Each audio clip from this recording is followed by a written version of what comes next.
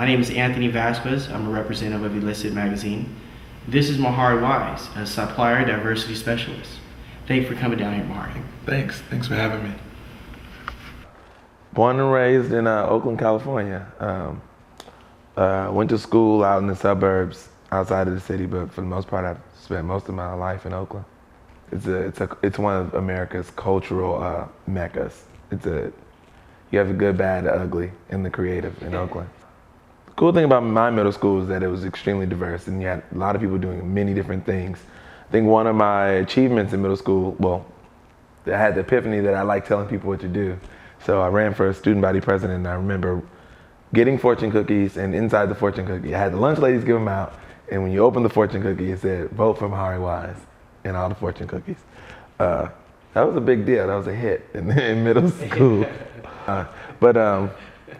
Yeah, I did well in middle school, which ultimately did do well in high school. So picking up those kind of traits in middle school made life a lot easier.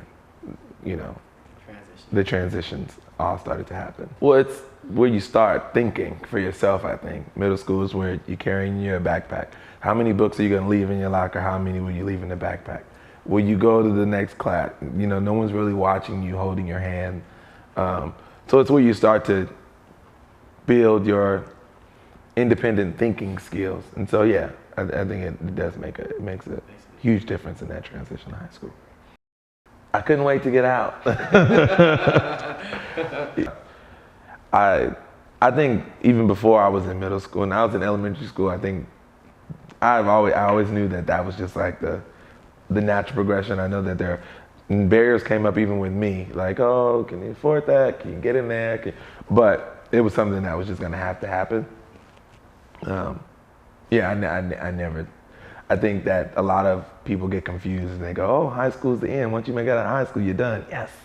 And that's, and now it's not even when you get out of college. You can't even say yes now, so you gotta go back to college, your college degree doesn't mean what it used to. So, so that was just something that in my mind naturally was gonna happen. Now let me ask you, in high school, did you know exactly what you wanted to do? Most definitely not. Oh. No. I had no clue what I wanted to do in high school. I just knew that I wanted to tell other people what to do.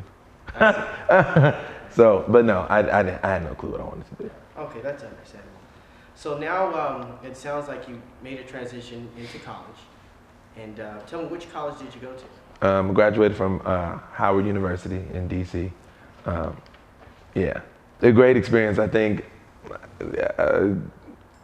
one, I particularly chose an HBCU for a reason. I think that you get something that you probably can't pay for anywhere else. The experience itself is amazing.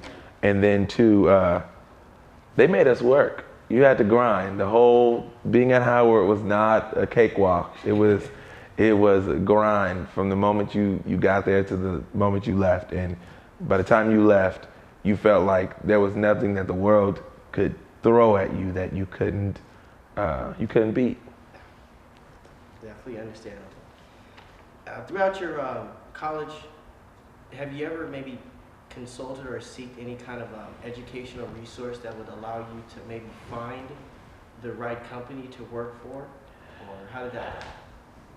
I did internships, but I think through my university, in my opinion, what it lacked was a usable, user-friendly, something that somebody wanted. Like, if I can go on Craigslist if I just wanted to look at a list of jobs on a wall, and the college fairs, they were nice, but I never really felt like there was a true connection to where I could go, okay, well, I'll be working for you next year, or I'm going to be applying for this job. So I looked into it, but I never really took it too seriously. Okay. Now, let me ask you here, how do you feel about ELISIDjobs.com? One, I think the term user-friendly should be, at the top of a list. I think that sometimes sites can get so convoluted, and how do I upload this? Where do I find this? How many clicks does it take? User-friendly is the first thing that came to mind when you just asked the question. And then it's a living resource, so it's constantly changing, things are being added, and I think that's, and it gives the person using it the option to be proactive about their search. And I don't think that that's true about other like resources. Okay, definitely agree. So, I do appreciate your time today. And just to conclude this, tell me, what do you like most about being a specialist of supplier diversity? It's one funny. I think a lot of people don't know what supplier diversity is, but supplier diversity, specialists, consultants, call it all kinds of things. We work to make sure that women and minority-owned companies get fair play at corporate dollars.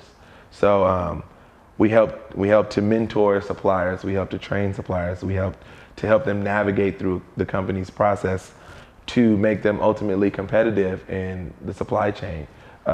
It's my job to increase dollars leaving my company and going into the pockets of women and minorities. So ultimately, I feel like I'm doing not community service, but I am helping to rebuild the community around me. Makes me love my job, and I work for a fun company, so that's all good stuff.